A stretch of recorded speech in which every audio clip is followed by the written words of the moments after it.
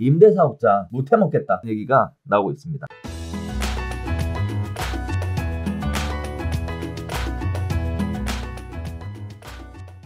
자, 네 번째 이야기 들어가 보도록 할게요. 임대사업자 못해먹겠다 라는 얘기가 나오고 있습니다. 자, 등록 임대사업자 동향이 의무기간을 못 지키면 과태료 3배로 늘어났어요. 조정지역 내 세제 혜택도 사라졌고요. 과태료 인상 전에 임대사업자라 아예 말소를 하자 라는 얘기가 늘어나고 있습니다. 자, 내용에 구체적으로 조금 들어가 보면 그렇습니다. 올해 10월 서울 주요 주택에서 주택임대사업자 지위를 포기한 건수가 크게 늘어난 것으로 나타나고 있습니다. 10월은 임대사업자가 의무 임대기간을 지키지 못할 때 부과되는 과태료가 기존보다 3배 늘어나기 직전 시점을 포함하고 있다. 즉 10월 24일 이전에는 과태료가 1배였는데 이후에는 3배로 늘어난다라는 거죠. 지난해 9월 13일 9.13 대책으로 청약조정지역 내 신규주택 취득한 사람에 대해서 핵심 세제 혜택이 사라졌고 개인마다 임대사업자에 따른 득실이 달라졌습니다. 거기에 따라 임대주택 등록을 하는 사람이 또 늘어나고 반면에 말소하는 사람도 늘어나고 있는 상황인데요. 자, 일단 세제 혜택을 받는 대신 4년에서 8년 동안 임대를 해야 되고요. 그리고 과태료가 1,000만 원에서 3,000만 원으로 인상을 했다라는 얘기인데, 결국 임대사업을 등록하는 이유는 세제 혜택의 밝은 면, 즉 세제 혜택을 통해서 혜택을 보기 위해서 신청을 했지만 과태료 부담이 이렇게 크게 증가하는 것으로 봐서는 결국 내가 크게 세제 혜택을 볼 수가 없다. 또 더 나아가서는 임대료도 5% 안에서만 조정할 수 있기 때문에 그 부분도 내가 불이익을 받고 있다. 이런 식의 생각들을 갖고 있는데요. 결국은 이거 잘 생각해보면요. 이런 생각이 들어요. 지금 임대주택 등록하는 사람보다 말소 신청하는 사람이 더 많다는 얘기인데, 처음부터 임대주택 등록하셨던 분이 4년에서 8년 동안 장기 보유할 생각이 아니었다. 이렇게도 보여지는데요. 그 부분에서 어떻게 보세요? 그러니까 뭔가 좀 혜택이 있을 때 세금이라든가 이런 거 좀 덜 내고 네네. 좀 이따가 적당히 팔아야지 이런 목적으로 그렇죠. 했다가 나중에 이 없애게 되면 과태료나 이런 것도 너무 커지고 실제로 그리고 이제 많이 얘기가 나오는 게 다주택자들의 주어진 혜택들이 이게 문제다. 이것들 없애야 된다. 그런 목소리들이 되게 크게 힘을 발휘하고 있거든요. 그러니까 결국 지금 추가적으로 예상되는 대책에서도 언급되는 게 다주택자들에게 주어져 있는 회피할 수 있는 방식을 통한 혜택들 이런 것들 없애야 된다. 그런 얘기가 첫 손에 꼽혀요. 그렇기 때문에 나중에 그러니까 8.2 부동산 대책, 9.13 부동산 대책 나오면서 뭐라고들 얘기했냐면 임대사업자로 몰아놓고 뒤통수 치네. 이제 이런 얘기들 하셨단 말이에요. 그렇죠. 그러니까 혜택들도 배제되고 또는 이제 앞으로 하기 힘든 부분들도 있고, 그리고 또 기존에 주어졌던 혜택들도 박탈해가고 뭐 이런다라고 하면 실익이 없을 수도 있는데 그러면 차라리 그냥 도망가자. 그냥 그렇게 되면 과태료 늘어나기 전에 돌아가면 내야 될 벌금도 주니까, 과태료도 주니까 뭐 이제 이런 차원에서 그런 선택을 하시는 분들도 계시는 것 같고, 실제 이거 과태료 맞으신 분들 많아요. 어떤 과태료냐면 임대 신고 제대로 안 했다가 또는 이거 임대 가격 잘못 계약하잖아요.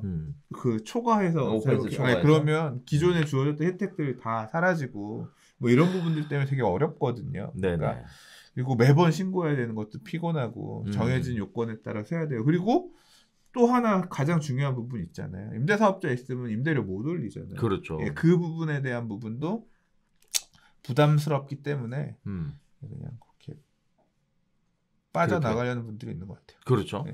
그 내용을 쭉 얘기를 해보면 일단 선생님 2가지 얘기해 주셨어요. 일단 첫 번째는 불편하다. 너무 간섭받는다. 뭐 이런 식의 느낌. 그리고 또 한편으로는 처음부터 장기 보유할 생각이 없었다. 일단 혜택을 주니까 받았다가 나중에 가서 과태료 내고 그리고 나서 정리하려고 했는데 과태료가 갑자기 3배로 올라가 버리니 1,000만 원 부담하는 건 큰 문제가 없다고 생각했지만 3,000만 원 부담하는 것은 오히려 안 하는 이만 못했다라고 생각했다라는 거죠. 결국 2가지 부분이에요. 불편함과 장기 보유할 생각이 없었다라는 부분, 이 2가지 부분인데, 자, 임대사업자 등록이 사실 요즘 세법 관련돼서도 굉장히 다양한 문제들을 야기하고 있는 상황에 또 한편으로는 임대사업자 등록하신 분들 전부 다 확정일자 신고 내용 가지고 세금 과세한다고 1월 1일부터 지금 엄포를 놓아 있는 상황이니 임대사업자 입장에서 진짜 안 좋을 것 같다는 생각도 좀 들기는 해요. 정상적인 반응인 것 같은데 어떻게 보면 합법적으로 임대사업을 하실 수 있게끔 장려도 해주고 어떤 민간 임대주택 공급이라는 게 국가가 하지 못하는 일을 민간이 대신해주는 역할도 있으니까 장려도 좀 해주면서 동시에 주택시장의 안정도 추구해 볼 수 있을 텐데 어떻게 보면 이렇게 다 튀어져 나가면 오히려 시장에서 불안해지지 않을까 하는 우려도 생기거든요. 이런 부분들 꼭 이렇게 말소하게끔까지 해야 될까라는 생각은 어떻게 보세요? 참 모르겠어요. 잘 몰라요? 임대사업자 하고 싶은 사람도 했던 거고 별로 음. 실익이 없는 것 같으니까 인제 안 할래. 이것도 어떻게 보면 시장이 작동하는 거죠. 그렇죠. 네, 네. 그게 의도했든 의도하지 않았든. 그래서 그 시점 자체가 10월 24일, 즉 10월, 즉 과태료 기준이 1,000만 원에서 3,000만 원으로 늘어난 시점에서 많은 말소 신청이 들어왔다라는 그 부분을 보면 사실 혜택을 일단 주니까 빨아먹었다가 나중에 가서 토해낼 생각은 싫다라는 거죠.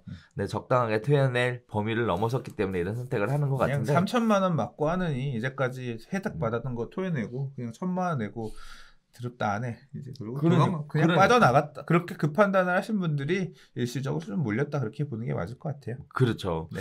자, 이런 부분들이 오히려 시장의 불안을 더 가중시키지 않을까라는 생각을 좀 해보게 되면서 가급적이면 처음에 정했던 원칙이 자꾸 들쑥날쑥 변경하는 거는 그렇게 바람직해 보이진 않는 것 같아요.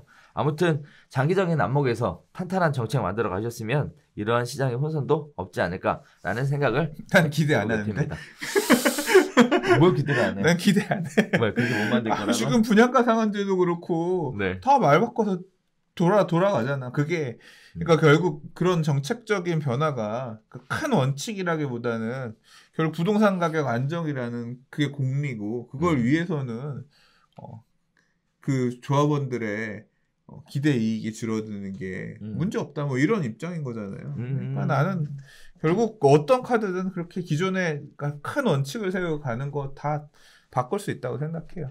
정책이 계속 이렇게 그래서 그냥 각자 도생이야, 각자 도생. 저는 그렇게 생각해요. 그렇군요. 이렇게 생각하시는 분들을 위해 장기적인 안목에서 잘 만들어 주셨으면 좋겠습니다. 이렇게 웃으면 안 되는데. 네.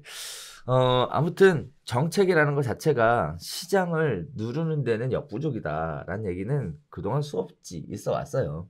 시장의 순기능 자체를 저해하는 형태의 정책으로만 갈 것이 아니라 시장의 기능 자체를 잘 활용하는 그런 뛰어난 아이디어들을 가지고 장기적인 안목의 정책을 세우는 거는 그건 뭐 바람직하지 않을까 생각을 해봅니다. 네, 그런 게 나올지는 의문이겠지만 별걸 다 기대하시네. 네. 똑똑하신 분들 많잖아요. 그 우리가 그 좋은 정책 만들어 주시라고 세금도 많이 내는데 만들어 주셔야지.